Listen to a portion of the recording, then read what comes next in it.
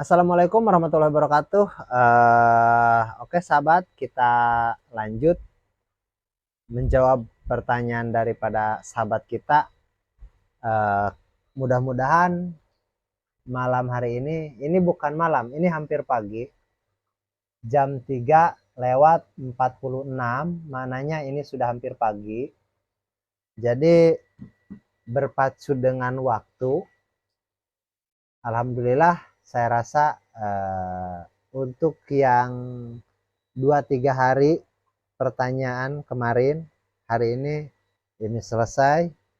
Tinggal nanti saya buka lagi di studio pertanyaan-pertanyaan yang lain seperti itu.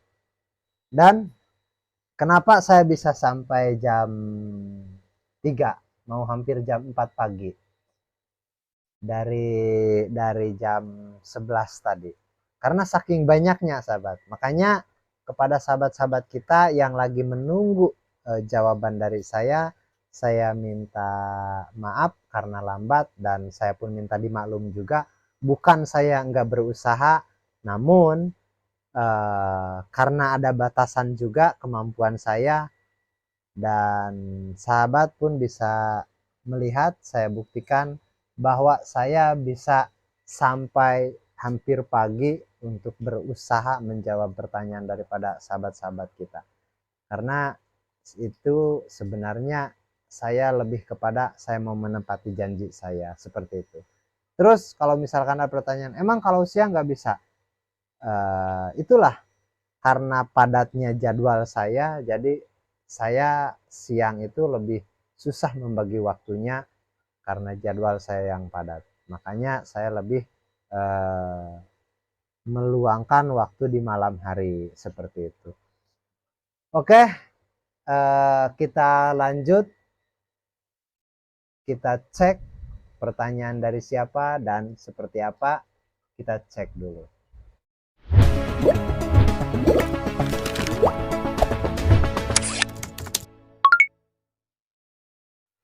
Oke sahabat, ini ada 2 pertanyaan. Yang satu dari user. Oh, ini user ini kayaknya Kang Iqbal. Ini kayaknya dari Kang Iqbal.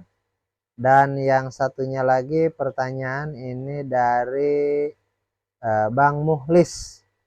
Oke, satu-satu kita baca dulu pertanyaan dari Kang Iqbal. Kang Kling, saya bikin probiotik tapi saya lupa kasih ragi. Bisa jadi enggak ya, Kang? Jadi membuat probiotik lupa memasukkan ragi. Bisa jadi atau enggak? Itu bisa. Bisa. Karena dasarnya begini. Probiotik itu yang penting kita pakai molase, enggak pakai apa-apapun, itu tetap bisa jadi. Contoh, enggak pakai air kelapa. Terus misalkan kita menggunakan probiotik apa nih? Bibit bakterinya istilahnya. Mau Yakult, mau M4, mau bakteri-bakteri yang umum yang lain, itu tetap bisa. Yang penting, yang paling mendasar yaitu molase. Kalau lupa memakai molase, itu saya katakan nggak jadi, seperti itu.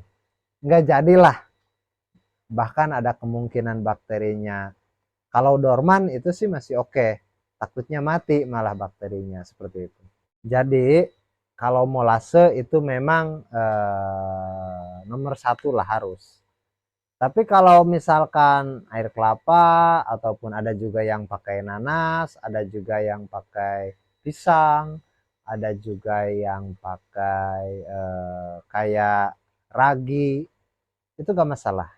Nggak menyebabkan gagal atau nggak menyebabkan tidak jadi, seperti itu. Tetap prosesnya lanjutkan saja meskipun ada kekurangan, karena nanti gasnya nggak seperti yang pakai ragi. Kadar gasnya itu agak sedikit kurang. Terus aromanya itu kurang menyengat juga, karena kalau yang lengkap bahan-bahannya itu aromanya itu kayak kayak aroma alkohol, lebih lebih menyengat lagi, dan itu lebih bagus lagi biasanya. Jadi jawabannya untuk Kang Iqbal itu bisa, itu lanjutkan gak masalah. Tapi untuk penyempurnaan, meskipun untuk kedepannya sebaiknya kita pakai bahan-bahan yang lengkap seperti itu. Kita lanjut ke pertanyaan berikutnya dari Kang Muhlis. Numpang tanya Om, air sumur saya mengandung zat besi. Setelah 3 hari berubah jadi hitam. Kalau sudah ada lelenya, gimana cara menghilangkan zat besi tinggi air sumur setelah ditaruh di kolam terpal? Oke, nah inilah yang saya maksud apa namanya, cara menangani zat besi. Jadi begini, pertanyaan saya pertama untuk Bang Muhlis.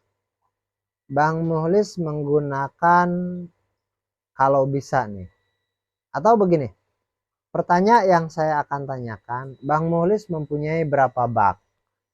Ukuran berapa, ketinggian berapa? Oke, nanti kita sesuaikan dengan sistemnya. Terus yang kedua, Bang Muhlis ini menanyakan apakah sudah tebar, apakah belum. Terus ini saran saya, kalau bisa air dari sumur bor jangan ditampung di bak, lebih baik kita transitkan dulu ke tandon. Tapi bukan dalam arti diendapkan, misalkan hari ini kita isi tandon penuh, besoknya kita isi ke bak, bukan. Jadi langsung aja dari sumur bor kita naikkan ke tandon, dan dari tandon kita ke bak langsung ke kolam. Itu nggak masalah. Kenapa nggak masalah? Karena di tandon itu ada oksidasi. Ada oksidasi. Apalagi kalau tandonnya itu dari apa namanya? Dari pompa masuk ke tandon, dan di tandonnya itu kita bikin sedikit, agak sedikit halus keluaran airnya. Mananya begini. Misalkan nih saya umpamakan ujung pralon, kita tutup ujungnya pakai dop, dan kita kasih bolong pakai apa namanya, paku dibakar itu kan, kita kasih bolong banyak bolong, sejenis saringan lah, anggapkan saja kita buat saringan seperti itu.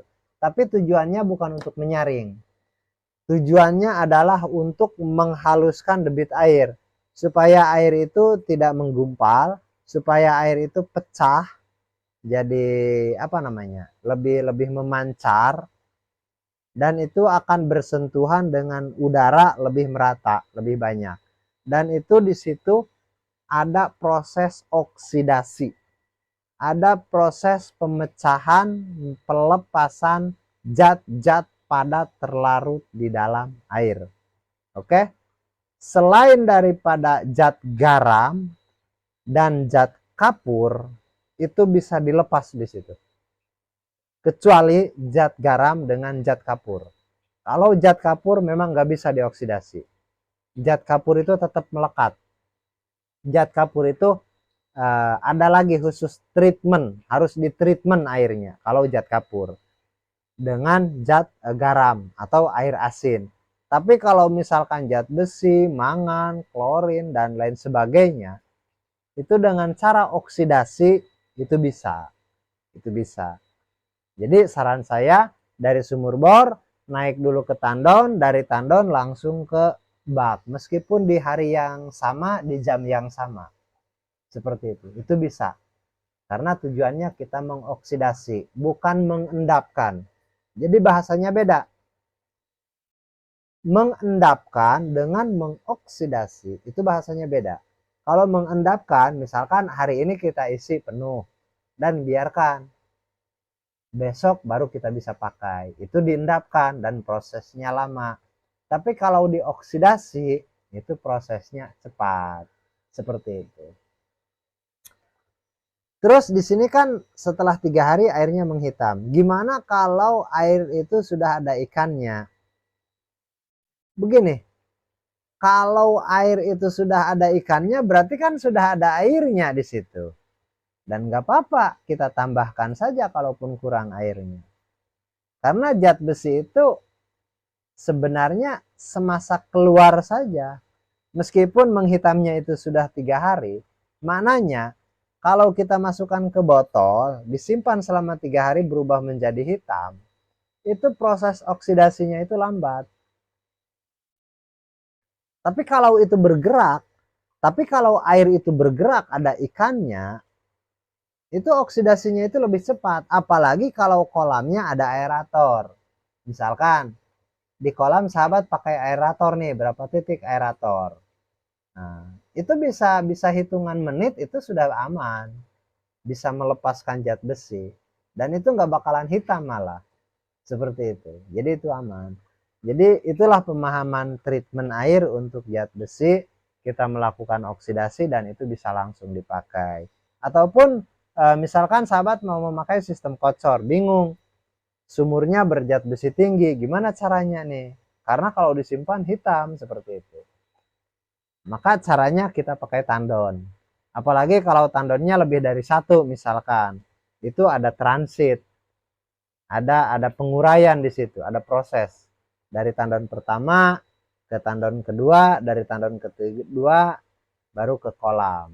Dan sampai ke kolam itu ada beberapa treatment yang bisa menekan dan memecahkan yaitu zat besi. Dan di situ bisa lepas. Dan itu aman.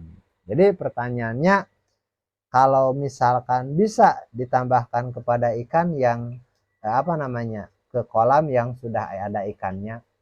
Kalau kolam itu sudah ada ikannya dan itu ada airnya, itu bisa karena sistemnya penambahan.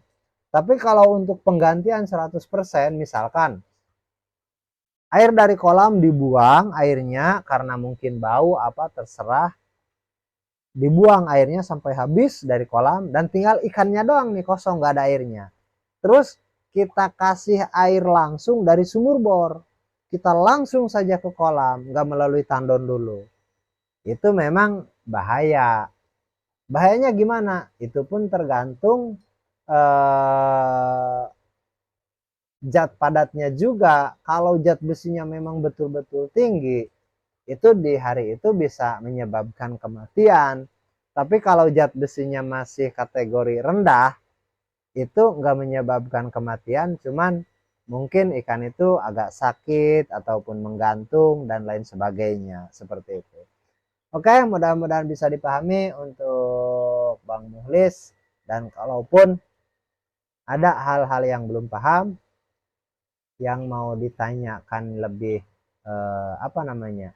yang mau dibahas lebih jelas lagi, misalkan belum paham, ada beberapa poin yang belum bisa